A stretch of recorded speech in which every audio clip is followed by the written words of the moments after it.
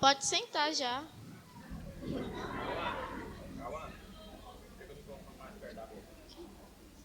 Aí tem que aumentar mesmo, tá pertinho. Assim? Fala mais alto, fala mais alto. Vamos começar. Graça e paz, amém. Espero que todos estejam bem nessa manhã. Vocês estão bem? Que bom. Bom, para quem não me conhece, eu sou o Cauã, eu tenho 12 anos, já congrego aqui faz um tempo. Quero agradecer também ao pastor que me deu essa oportunidade, a irmã Neide também. Glória a Deus. Tá bom. Antes de começar, eu quero orar com você. Quero orar. Fique de pé rapidinho. Pai, obrigado por este dia. Obrigado, Pai, por essas pessoas que estão aqui nessa manhã, que elas possam receber a palavra que o Senhor me deu hoje. Em nome de Jesus eu te agradeço. Amém. Então, pode mostrar a imagem. Ó, apareceu a imagem? Bom, você pode ver que é um coração dentro de um cofre. E é isso que nós vamos falar hoje. Guardar o coração. A gente geralmente pega um cofre para guardar algo precioso, né? Pode ser dinheiro, joias, enfim. Mas o que a Bíblia nos diz sobre guardar o coração? Lá em Provérbios 4:23 diz: sobre tudo que se deve guardar, guarda o teu coração, porque dele procedem as fontes de toda a sua vida. E na Bíblia a gente pode ver vários exemplos de pessoas que guardaram o coração, que se mantiveram firmes. Mas hoje eu quero falar de dois exemplos de dois jovens, José e Daniel. Bom, vou começar primeiro com o de José. José, eu acho que todos já sabem a história de José, mas eu vou contar rapidinho. José era um jovem, filho de Jacó, e José tinha vários irmãos. E Jacó tinha uma preferência por José. E por causa disso, seus irmãos tinham inveja dele. E aí, por causa disso, eles jogaram José num poço. E quando tiraram José do poço, José foi vendido como escravo para o Egito. E quando José chegou lá, ele virou escravo e depois começou a trabalhar na casa do faraó Potifar. Se você estivesse no lugar de José, o que você faria? Você é humilhado pelos seus irmãos e depois você é vendido como escravo. Você chegou numa cidade que você nem conhece ninguém, você vai trabalhar para os outros. Situação bem difícil, né? Só que, geralmente, quando acontece isso com algumas pessoas, elas ficam iradas, revoltadas, com raiva. Mas José não ficou nem com raiva, não veio nenhum pensamento na cabeça dele, mas ele se manteve firme nos princípios e seguiu a vida. Logo depois disso, depois que ele começou a trabalhar na casa do faraó, ele cresceu e virou o chefe da casa do faraó. Ele governava toda a casa. Quando ele começou a governar, a mulher de Potifar tentou seduzir ele. E José não queria, e ela continuou insistindo, e ele não quis. E a mulher ficou com raiva, e aí ela fez uma cena induzindo que José tinha abusado dela. E o povo acreditou e o levaram preso. De novo, José sendo injustiçado. E ele, de novo, não fez nada de errado. Só seguiu os princípios. Olha só, às vezes você tem amigos que, quando precisam de ajuda, você está lá, apoia e tal. Aí, quando é você que precisa, eles te largam. Fazem de você como chiclete, você masca e joga fora. Aí, logo depois, José foi preso, mas também se manteve firme de novo. E ele cresceu tanto na cadeia que ele tinha a chave da cadeia. E mesmo assim, ele não fugiu da cadeia. Se você fosse injustiçado e você tivesse a chance de reverter tudo, Você tinha chave, é só fazer assim, e você saía. Mas José decidiu esperar o momento certo e ser libertado de maneira justa. E isso aconteceu, e quando isso aconteceu, ele foi recompensado grandemente, ele virou governador do Egito. E sabe o que aconteceu depois? Os irmãos de José, que lá atrás o humilharam, foram pedir comida para ele. Só que os irmãos não reconheceram. Agora, uma situação bem difícil. Você sendo humilhado, sendo levado escravo, agora você, só acima de você, só tem o Potifar, o faraó, embaixo de Potifar é você. Você é poderoso. E aí seus irmãos vêm e te pedem comida. Se eu não tivesse lido a história e tivesse falado por mim mesma, eu acharia que o José tinha mandado eles ser presos, teria expulsado eles do Egito, teriam matado até eles por causa da sua ira. Mas sabe o que José fez? Fez um banquete para seus irmãos. Olha só que interessante, né? É isso que nós temos que ter na nossa vida, nós não mudarmos o nosso posicionamento em momento algum. Como José fez lá na casa, quando ele foi escravo, ele teve o mesmo posicionamento. Quando ele foi para a cadeia, ele teve o mesmo posicionamento. E também no governo, quando ele virou governador, ele também tinha o mesmo posicionamento. Será que você tem o mesmo posicionamento com as pessoas? Que você tem, por exemplo, com o pastor?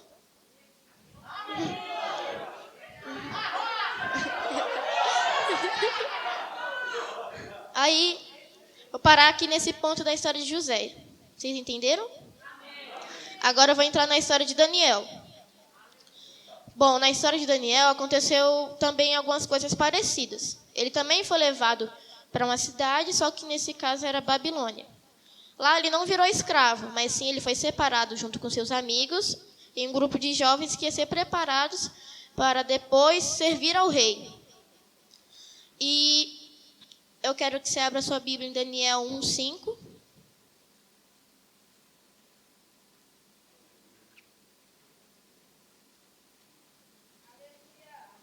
Apareceu? Bom, diz assim: o rei designou-lhes uma porção diária de comida e de vinho da própria mesa do rei. Eles receberiam um treinamento durante 3 anos e depois disso passariam a servir o rei. Você acha que um rei se alimenta de qualquer coisa? Pois é, agora pensa comigo. Você não conhece ninguém naquela cidade que te oferece comida. Pode ser a melhor que tiver. Você vai aceitar? Provavelmente sim, né? Mas Daniel não aceitou. Por quê?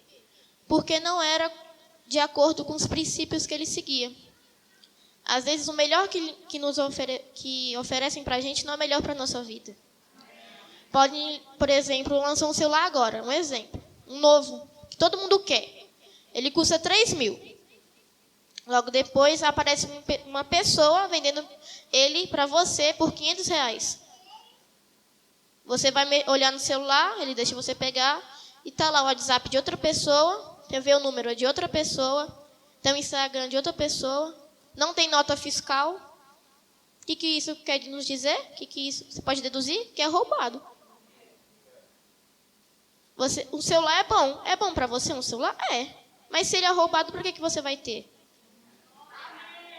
Você, logo se, por exemplo, a pessoa que perdeu for tentar achar o celular dela, o culpado vai ser você, porque você vai ter aquele celular.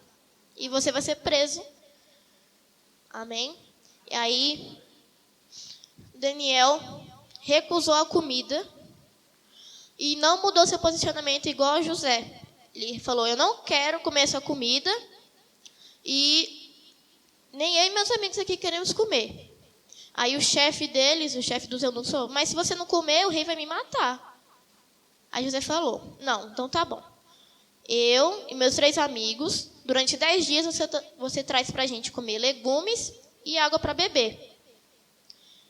Aí o cara aceitou. Passou-se os 10 dias.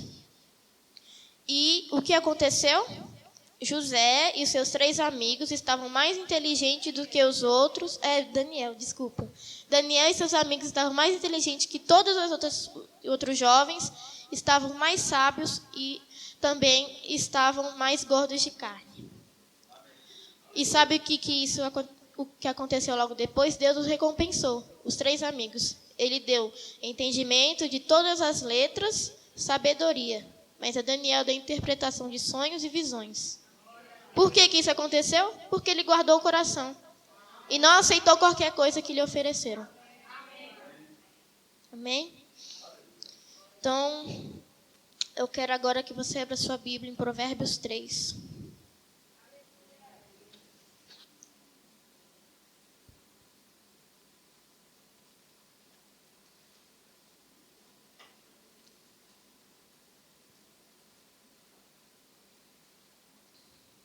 Apareceu já? Primeiro. Bom, diz assim o primeiro.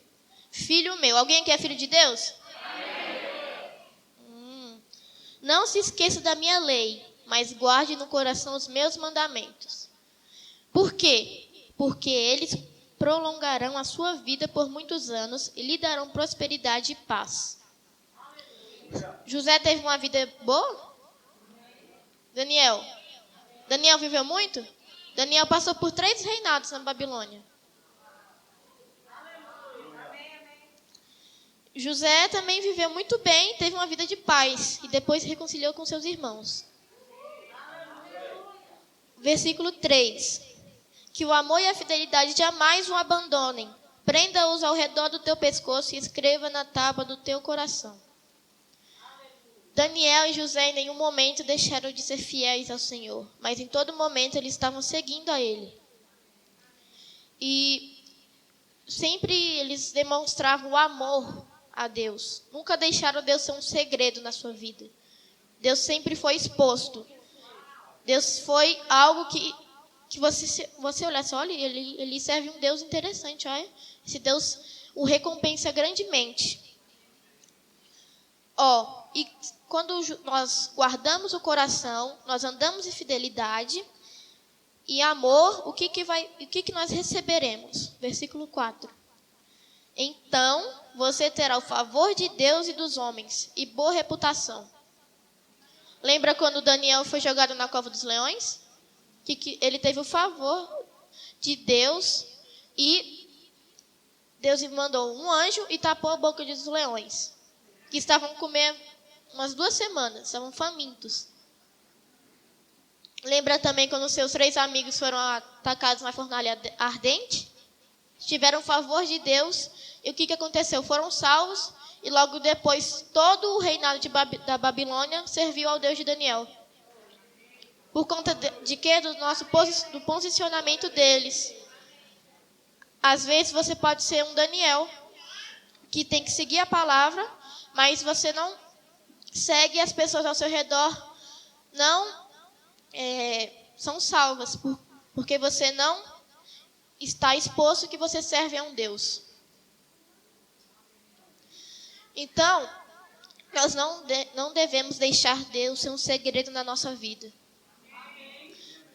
Deus não foi um segredo na vida de José nem de Daniel. Não fique na dúvida, como diz versículo 5.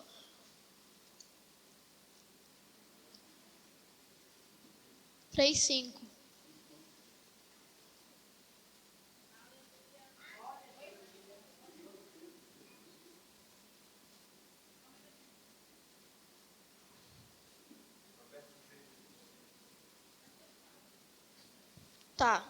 Diz assim: confie no Senhor de todo o teu coração e não se apoie no seu próprio entendimento. Daniel não recebeu a sabedoria de todas as letras e conhecimento? Ele poderia ter falado: nossa, agora que eu já sei de tudo, eu posso fazer o que eu quiser, eu sou o mais inteligente de todos. Mas não. Ele preferiu seguir o conhecimento de Deus do que o conhecimento humano. Por quê? Porque o conhecimento de Deus é o que nos traz vida. O conhecimento humano nós podemos facilmente deixar de praticar. Então, confie no Senhor e não fique em dúvida, porque a dúvida é inimiga da fé. A fé é a certeza e a dúvida é não ter certeza. Eu vou contar uma história rapidinho de uma pessoa que ela estava em dúvida, como dizem, estava em cima do muro. E ela, de um lado, via o pessoal de Deus chamando, vem pra cá, aqui é bom. Aqui, ó, aqui Jesus morreu por você. Aí ele olhava pro outro, Satanás estava bem assim, olhando para ele, ó. Aí eu olhava pro lado de Deus, vem pra cá, que é bom. E Satanás lá, olhando para ele assim. Aí ele ficou achando meio estranho e falou, Satanás, você não vai chamar eu pro seu lado, não? O lado do mundo? Ele falou, não, porque o muro é meu. Quando você está na dúvida, você já é meu.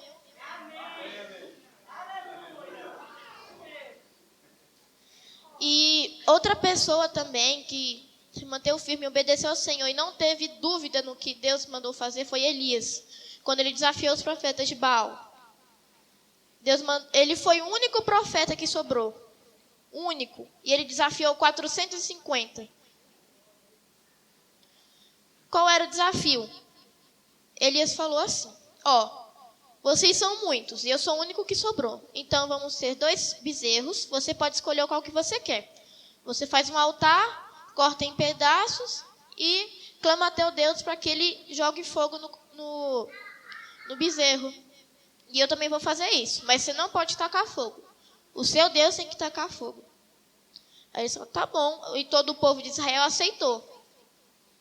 E eles foram ao Monte Carmelo fazer isso. E a Bíblia diz, lá em 1 Reis, se você quiser ler depois, diz que os profetas de Baal passaram de manhã até meio-dia clamando ao Senhor deles, né? Mas nada aconteceu. E a Bíblia também fala que quando eles faziam isso, Elias zombava deles. Falava assim, eu acho que seu Deus está dormindo. Clama ele mais alto. Será que ele está viajando? Será que ele está atendendo uma pessoa primeiro que você? Aí, passou-se de manhã até meio-dia. Aí Elias falou, agora é minha vez. Elias fez um altar, cortou o bezerro em pedaços, colocou em cima do altar, do holocausto, e Elias orou. Pai, Pai não. Deus, que o Senhor mande o seu fogo para que teu povo reconheça que você é o único Deus e possa finalmente se reconciliar com o Senhor. Elias nem fechou a boca, o fogo já estava descendo. Às vezes você é a única pessoa no seu grupo que tem que ser como Elias, o único que desafia as pessoas a fazerem algo que finalmente reconcilie elas com Deus. Você pode ser também um Daniel, que você é o único do seu grupo que tem uma visão diferente, que pode salvar os seus amigos com uma atitude. Daniel só falou, eu não quero isso, não vou parar de orar. E logo depois, toda a Babilônia, que era a maior cidade da época, foi salva. Por causa de uma atitude. Então, nós podemos perceber que Daniel e José foram ensinados desde pequeno, lá quando eles eram criancinhas e tal. E a gente pode ver que também na nossa igreja, nós ensinamos as crianças desde pequeno. Então, você que é pai, eu quero ler um versículo para você, Provérbios 22, 6.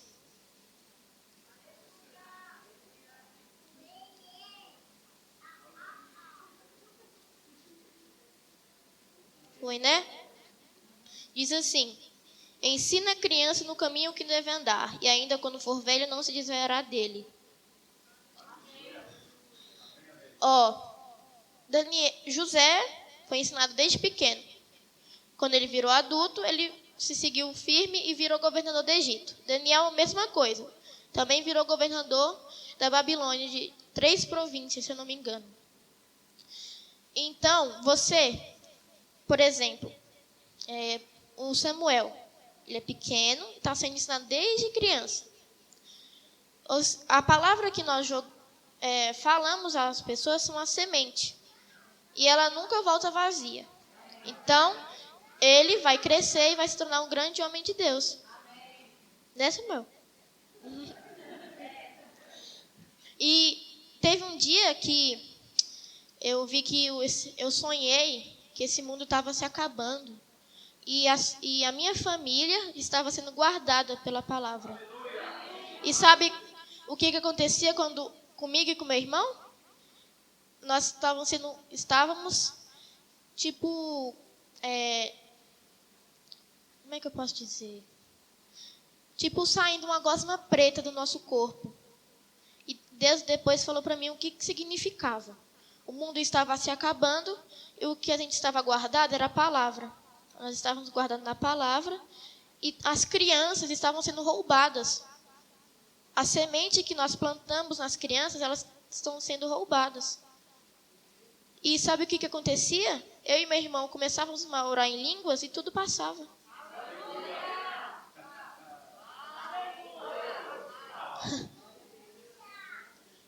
Então, eu quero que você pegue essa palavra, guarde seu coração, deixe pessoas influenciá-los, que você possa plantar na vida das pessoas também, das crianças, não deixe a sua semente ser roubada e que você possa crescer abundantemente. Eu quero que você repita comigo isso aqui, ó. Eu guardo meu coração, confio no Senhor e faço o nome do Senhor ser reconhecido. Isso aí.